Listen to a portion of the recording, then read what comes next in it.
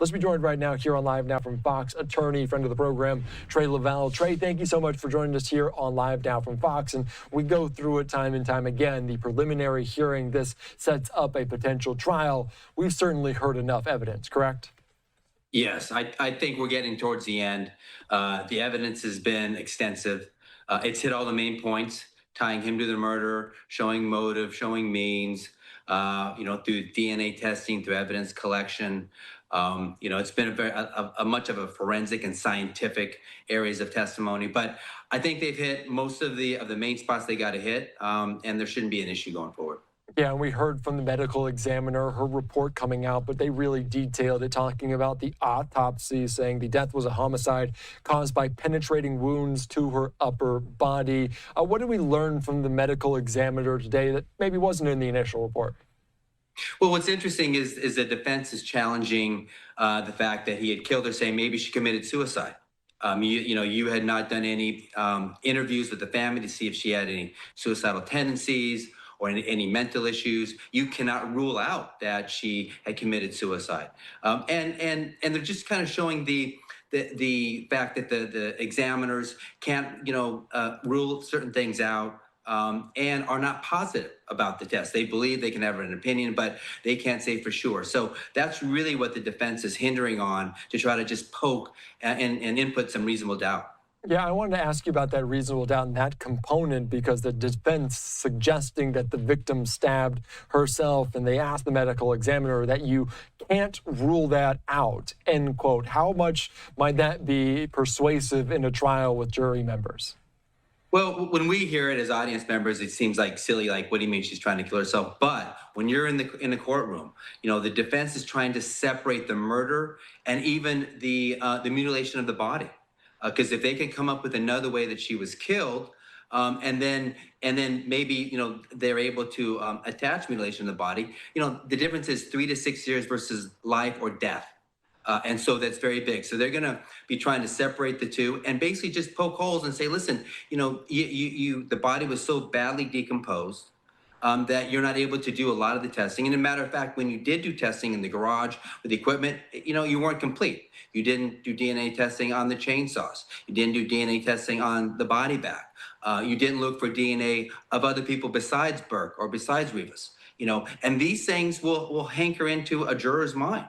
In terms of, was this really thorough? Can we rely on this beyond a reasonable doubt when we get to that point of trial? But right now, I think the prosecution has done what they need to do, and this is going to go to the next level. Does this indicate what the defense is planning to do if a trial comes to be? We talk a lot, and there's another term, the Saudi defense, saying some other dude did it. Does the defense lean into that even more so if there's a trial? Yeah, absolutely. So the defense is going to do a couple of things. They are going to hammer at the forensic evidence, the testing, the evidence collection, and the witnesses, especially the expert witnesses. And then they're going to try to propose some alternatives, and certainly poke holes in the fact, you say it was first-degree murder, it was planned. But is it possible that he didn't plan to kill her, and when she came to the house, they got into an argument, and it was heat of passion? It was voluntary manslaughter. Well, voluntary manslaughter is 3 to 11 years versus the death penalty. So the defense is going to poke holes in the analysis and the case of the prosecution, to show that they can't prove beyond reasonable doubt, and they're going to try to input alternatives that may have happened, just enough to where jurors thinking, that may have happened. How much freedom, how much leeway might the defense have in pushing that narrative? Is that appropriate in this setting? Is that something they will do? How much freedom do they have in that regard? They're not going to push too hard on that in the preliminary hearing. They don't need to. They're not going to win it. This is going to go forward to trial. But they are going to try to push and suggest some alternatives. Now, you can't just carte blanche, propose that without any basis. You have to have some evidentiary basis, some good faith belief. You can't start, bringing random third people in and accusing them. But the defense is going to start thinking about some alternative theories and ways that this may have gone down. And, this has just begun. And, we got to remember, the prosecution had a big head start. They had about 7 months of evidence collection and investigation before they arrested him. and the defense has just now got on board. When this thing goes to trial, probably in the spring sometime, it's going to be a completely different case. The defense is going to have done their homework and done their work. So really at the precipice. But you could look towards the defense trying to suggest some alternative means how this may have occurred. And I want to ask you, because they kind of detailed the pathway that this David Burke might have taken. They have the Tesla, which is connected to different technologies, and they can kind of pinpoint exactly where they were in and around where they believe that Celeste Rivas Hernandez was killed in that moment. How much could that be significant in this case, as they have a roadmap of sorts of these locations that are important in this trial? No, that's very significant. I mean, they've got video of him driving the Tesla and when his cell phone disconnected with it. They've got GPS of him going out to the woods up in Santa Barbara right after the alleged murder occurred. So it's certainly compelling. And in situations like this, the defense has to be careful in terms of preserving their credibility. They can't say, what are you talking about? He's framed. He had nothing to do with it. They're going to lose credibility. They have to rather focus on not trying to exculpate him and prove his innocence, but to show the prosecution can't fulfill their burden. And they need to walk that line to make sure that they have all the credibility, because that's the only way they're going to get any type of defense on this. And we got this preliminary hearing rather fast. We thought it might come a little bit later. You mentioned in the spring we might actually have a trial if the judge rules in that way. What's the timeline look like? What time are they going to try to see the jury? How soon? I would think probably the spring. I mean, there's a lot of evidence. You got to give the defense time to do their own testing, do their own investigation. But the judge isn't going to push it out too much. So I think there's probably enough of the evidence and enough work for the defense to do to justify a springtime trial. But at that point, I think that's probably when it's going to happen. And it may be a lengthy trial. It may be a 2-month trial because there's a lot of evidence to deal with. And depending on what witnesses come forward, once the defense really gets into this, because they're going to have their own witnesses, they're going to have their own version. Things are going to start coming out about Celeste. Things are going to start coming out about David Burke that we haven't heard yet.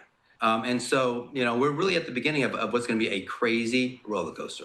How much might the character of these two individuals play a role in this case? Who David Burke was versus what he was presented on kind of social media, presented as a performer versus what he was in reality? How much might that play a factor? I think that's very important for a couple of things. First of all, if you look at it from the celebrity standpoint, typically, if he's a celebrity and well-known and, by audience members as a musician, and jurors may know him or have heard of him, that may help a little bit. But in this case, the facts are just so gruesome that I think the prosecution can really separate that. And on the second side of that, it's really his credibility is everything. As the defense presents their case, if they find out he made false statements, if they find out that when he was interviewed by police, he wasn't telling the truth, even though he's not going to testify at the trial, that can taint the defense's case. So, the defense wants to minimize any attacks on his credibility, and they want to make sure that the case they're presenting is believable and the jury can trust them. And whenever David does things to attack that and his credibility is in question, that really hurts the defense. What do we expect today to hear from the judge if this is the end of the preliminary hearing? Is it as simple as yes or no, we're going forward with the trial, or are there other motions, other points that might be made? Now, I mean, oftentimes the judge will give a ruling right then and there, or they may take it under submission and issue it later. But for a preliminary hearing, when it's either fairly obvious or pretty certain that they met the burden, the judge will often give a quick ruling, and then at that point it's just setting dates. What discovery do you need? When do you need the discovery by? Experts by? When's the trial day? Things like that. Because once it's determined that probable cause has been established, now we quickly move into the second phase, which is the trial phase and the discovery phase. And so a lot of that hearing, once the judge announces it, assuming that they do, will be then immediately going into dates and deadlines and moving the case. All right, we could be moving fast if they do approve this, say the preliminary hearing is enough and a trial will commence potentially in the spring. Tre, thank you again. I appreciate your time, your insight here on Live Now. Thanks for having me.